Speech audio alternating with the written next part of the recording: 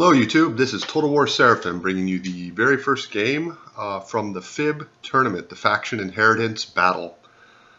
This is being sponsored by me. I'm running it on the worldwide tournament focus webpage, so if you have an inclination to play, you should head on over there and sign up. Perhaps there's going to be another tournament quite soon.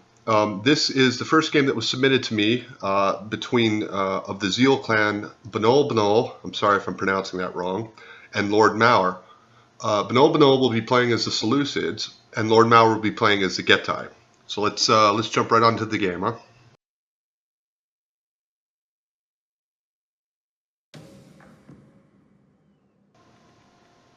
All right, we're going to take a look at Bnollbnoll's. I'm going to call him Bnoll from this point. The Seleucid build. We have Levy pikemen up front, the Syrian heavy archers, Median cavalry, Persian light archers, pikemen, Aztec knights, Persian light archers, pikemen, Median cavalry, silver shield pikemen, Persian light archers, Aztec knights, Persian light archers, pikemen, Median cavalry, Aztec knights, Syrian heavy archers, and Levy pikemen. Quite a strong pike contingent for Seleucids, Bnoll. Now we're going to take a look at LordMaur playing as a Gaeta. He's got noble swords, noble sword, general, Dacian heavy bowmen, mercenary axe warriors, Dacian heavy bows, mercenary axe warriors, armored spears, Dacian heavy bowmen, mercenary axe warriors, noble swords, noble spears, falxmen, and two bow horsemen out here on the right flank. I believe he also has two other bow horsemen hidden out on the left flank that we can't quite see yet. So the two armies are coming together, slowly forming up, trying to evaluate each other's strengths. I find these builds interesting because pikemen have become relatively useful. This has all been done, I should say, in the blade balance mod, and this is very important in that the pikes have had an increase to the number of men. There's 150 men in each pike unit now, making them more resilient to skirmishers, but in my opinion, still very hard to use as an offensive weapon. They make excellent defensive positions in that being charged head-on, they do quite well. But they can be quite difficult to use offensively, or at least that's my opinion. I've seen other players do it very well when they use a front line of infantry, and then use the pikes to poke through that. Those are very interesting games. So with an all-pike army, I got to imagine that Bnollbnoll playing as the Seleucids is going to be at a slight disadvantage in that he can't be as aggressive as he wants to be. But he does have a very strong skirmisher contingent. And as such, if he can manage to win the skirmishing phase, if you will, of this contest, then he might have enough ammunition to take on LordMaur and his Gaeta army here. So you see them reforming. I think LordMaur was thinking about perhaps disappearing into the shrub there. He has his bow horsemen working the left flank, and he's managed to get these two bow horsemen in the back, and now they're going to start taking flank shots at some of these very expensive units. And this is my point with pikes, there's not much you can do except take those shots, and these heavy Syrians on the outskirts of the Seleucid army, Bnoll's army, are going to get shot, and his very expensive cavalry, the Aztec knights and the Median cavalry, are going to take quite heavy losses. So now the skirmishers are getting into it, and he opts to leave these Persian light archers out in the open, and they're getting shot quite efficiently. But the Seleucid player has had many of his units are cleverly hidden in the forest, and as such, or in the shrub, as such, they will take much less damage from the shots. The bow horsemen here have opened up on both the Syrian heavy archers, which is great because they're getting flank shots in the back, as you can see, and the Median cavalry. I think I would have charged that Median cavalry into the shrub. I mean, I wouldn't want to make it a target, but it's going to get shot, and if you don't move into the shrub, you're going to have a much harder time. These archers here are getting focus fired on. The heavy Syrians are doing quite a number on them. Even with the protection of the low cover, they're still going to take pretty brutal losses. Already we have a Dacian heavy bow being torn to pieces here by fire incoming. The bow horsemen out here on the right flank of Bnollbnoll are taking pot shots at whatever they can. They've shot up these heavy Syrians and really destroyed them very efficiently. And now you can see them routing, and that's quite a loss since they were taking shots in the back. Bnoll is content to take some shots at these armored spears. Not the best target. I think you want to continue to target the skirmishers if you can, simply because without those skirmishers, the game is a little bit more complicated.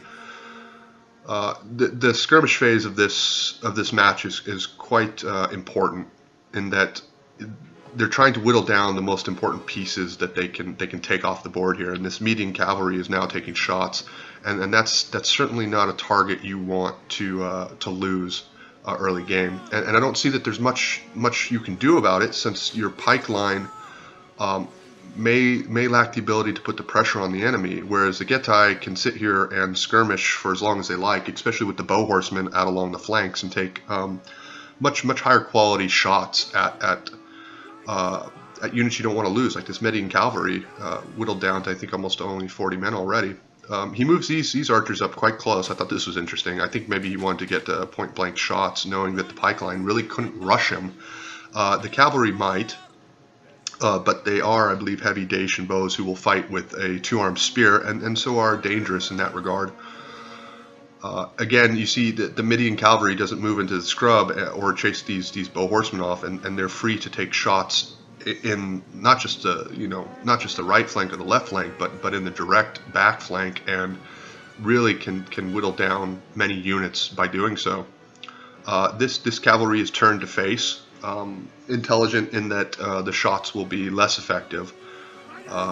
But still kind of a holding pattern, waiting to be attacked, which is, in my opinion, well, with this type of pipeline, it's not going to be offensive. With all your melee infantry being pikes, I just don't see that you're able to make the push if you want to, or if you lose a skirmish phase, I don't see that you can really bring the pressure on the other infantry units of LordMaur's. So these bowmen now turn and expose their flank, and as they do so, they're going to rout because they're taking shots in the back and lower infantry. And shots in the back with a unit that is fleeing is going to take a morale penalty. This Median cavalry is still being chewed up quite effectively by the bow horsemen. The bow horsemen are picking and choosing their targets quite effectively, thinking, I think, towards late game now that all the pieces have been exposed. Now, the Median cavalry finally does make it into the scrub here, and it's a bit of a feint. He's just trying to run these cavalry off because they're taking flank shots at the pike units, and the pike unit is worn down so that it's only a single deep charge of the pikes, and as such they are less effective. The falconsmen being moved around the flank, as well as the noble swords and the noble sword general. They're trying to make it into the scrub here, I think, so that they can move up on the right flank of Bnollbnoll and possibly get a charge in behind the pikes. Here the skirmishers get a little too far out, and the armored spears are happy to chase them off, since they're not going to take much damage in doing so, and there's not many units that are going to rush them.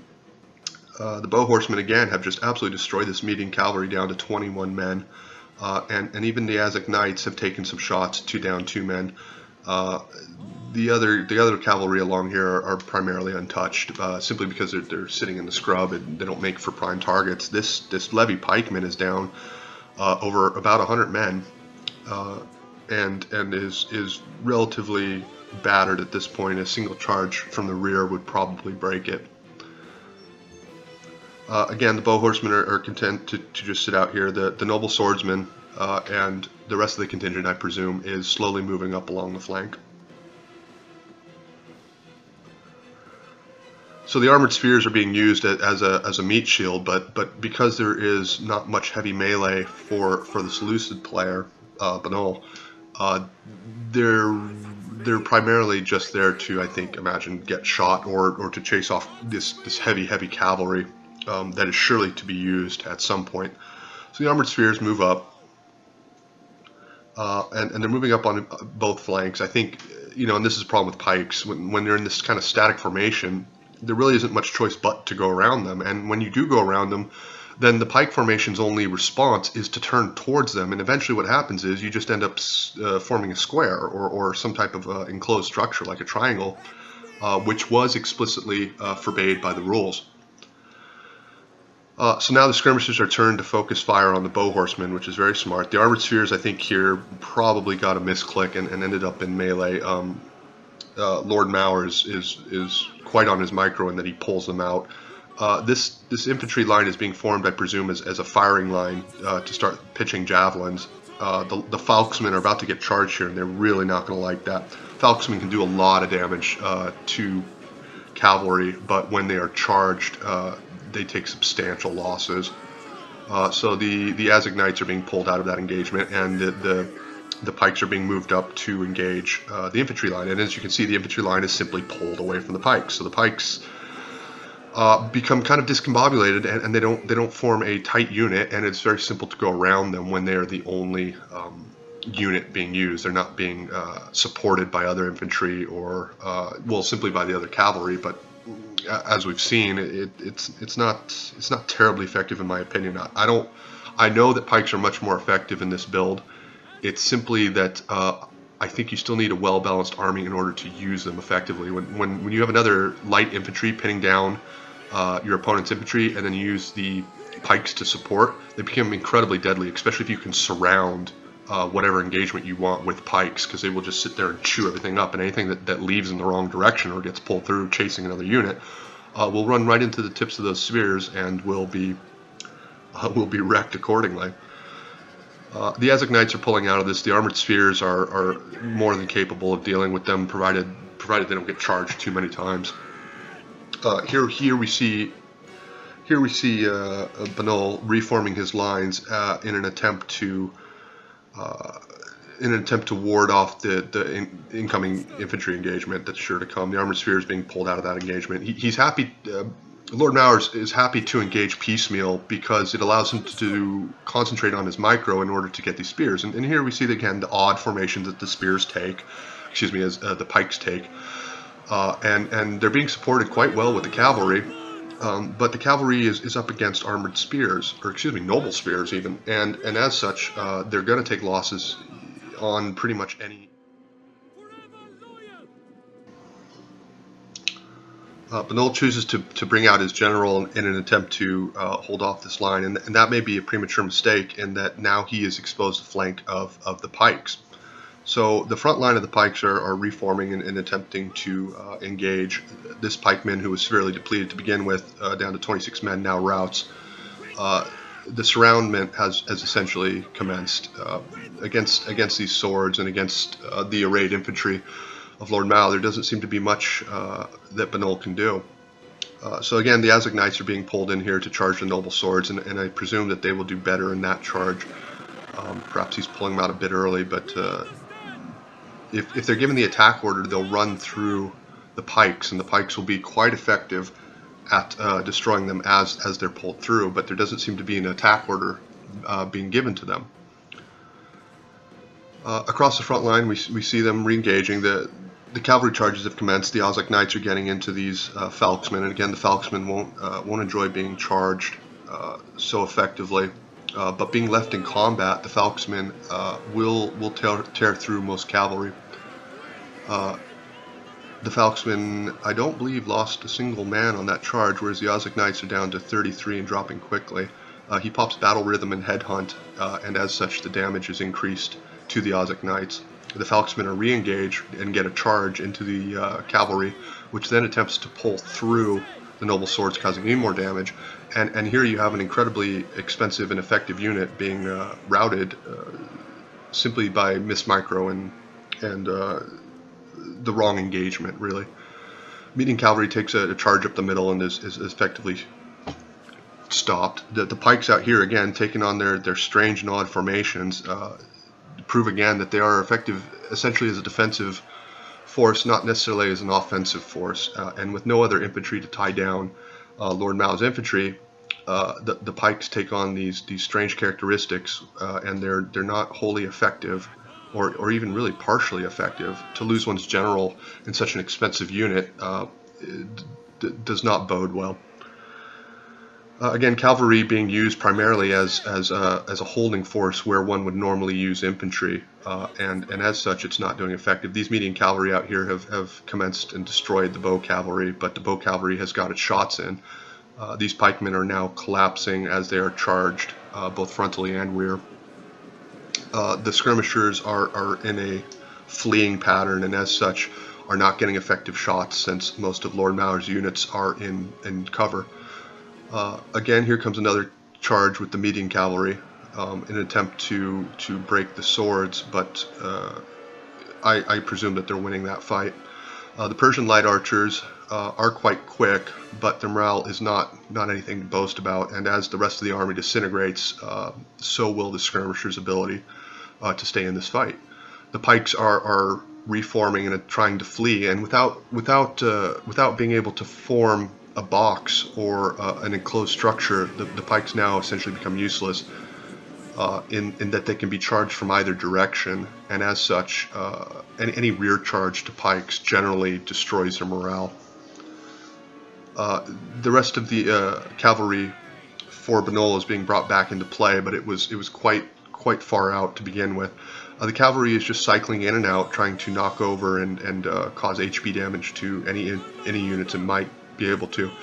But cavalry is not going to be good in these prolonged melee engagements. The general somehow is still alive and is attempting to reform, but trying to trap these two units, and it's quite effective micro, but again, it's just the defensive posture of the pikes that makes them a bit useless. And right here, you can see they're taking a frontal engagement, but support is incoming. So the pikes retreat and try to reform, and do so quite effectively, and do get their pikes down in time to cause damage to these falxmen, and that would be the smart move, in that the falxmen, if they got into the backs of the pikes, would be overwhelmingly effective. But the pikes are too few and spread too far between, and so they start to break. The headhunt has been popped on the noble swords in an attempt to cause more damage to the cavalry, which is really the only bane for Bnoll at this point, or excuse me, for LordMaur at this point. And again, we see him in attempting to surround and engulf these units, and is doing so quite effectively. Here, the firing line of the infantry throw their javelin and pila into the general, who has pretty much no choice but to take it. Fleeing would expose his rear, and not forming a front would do the same. And as such, all the units start to collapse on the general of Bnollbnoll. You can see the morale has just dropped to red, attacked in the rear penalty, and general army losses. The spears have now gotten into the Aztec Knights and the median cavalry, and that would be the game. I want to thank both players for submitting their replay and for engaging in the tournament. And again, for anyone that's interested, the FIB tournament, the Faction Inheritance bonus, is going on right now and is being hosted by yours truly. If you are interested, the page is worldwide tournament focus, and you should go on over and take a look. This is Total War Seraphim, thanking you and signing off.